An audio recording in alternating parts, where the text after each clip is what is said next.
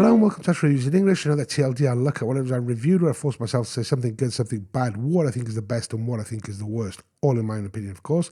And today it's the Dunu Falcon Ultra. Now, these IEMs have been sent to me by Dunu as part of a tour organized on HeadFi. No affiliation with Dunu or with HeadFi. You can find out more by checking out the full review, which is linked in the description, or just head over to touchreviews.com. Okay, so starting off with something good. Generally, it's just a good set of IEMs for 200 euros. The IEMs look great. They're built well. That's included the modular cable, 2 sets of nozzles that actually do make a difference. A lovely storage case. This is actually my favorite storage case by Dunu yet. The bag that keeps the IEMs separate so they don't scratch. Well, I'll talk about that in a second. But yeah, the dual pocket bag, a cleaning cloth, some extra connectors, cleaning brush, adapters, something like 12 or 14 sets of tips. It's just a great package for 200 euros, and it looks great as well. Which takes me to something bad. And the fact is that although it is beautiful, it's a fingerprint magnet and it scratches just by looking at it, which is a shame because they really are a beautiful set of IEMs. I mean, the nicest set of IEMs that I've ever had across my desk are the Dunu Falcon. These are not quite that level of special, but they are still a very nice set of IEMs, but you have to be super careful with them. So if you want these to keep looking pristine, this dual pocket bag and the cleaning cloth are going to have to become part of your EDC. Okay, so the best. The sound, the performance in general, I'm a bit against, well, not against. I'm sort of a break from the norm maybe here, because I think most people, at least those that I've spoken to, prefer the gold nozzles. Now there is a difference in the upper mids, from like the upper mids upwards, with the 2 different nozzles, and people prefer the gold nozzles. I prefer the blue ones. Now the reason I prefer the blue ones is because these IEMs have a bit too much mid-bass for my personal taste. The mid-bass is really, really good. So it performs great in the mid-bass and in the sub. In fact, it performs great in general.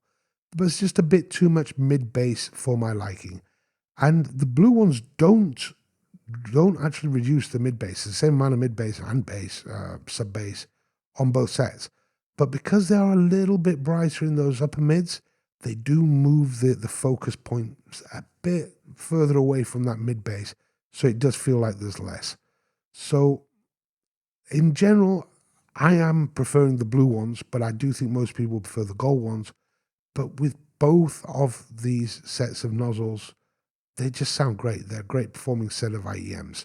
I mean, people are going to ask me, would I pick these over the Quintet? Maybe. Quintet, I said, was the best thing I'd reviewed under 500 euros last year. Which do I think is better? I think the Quintet might be more impressive upon first listen, but these, with just a single dynamic driver per side, just do a very good job. In fact, I mentioned it in the full review. As I say, read the full review on.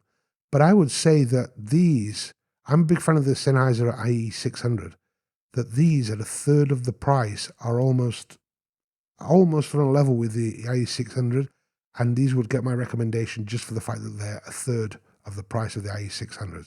That's how much I actually like these IEMs. Now the worst, well, I suppose I was going to say the MMCX connectors, but I mean, at least they're decent. I'm not a fan of MMCX connectors. So I'm afraid the worst is the same thing that I said in the bad, that they're going to scratch and get fingerprints very, very easily. But that is really all I have to say negatively about these. Maybe that the upper treble rolls off and it's not quite as extended as on other hybrid sets, but it's not rolled off to a point where I actually feel that I'm missing anything. At least my personal hearing capacity doesn't make me feel like I'm missing anything. Yes, there's a slight roll off at the top end. No, it doesn't extend as far as maybe the Quintet, but it's enough for it to be a very enjoyable set of IEMs.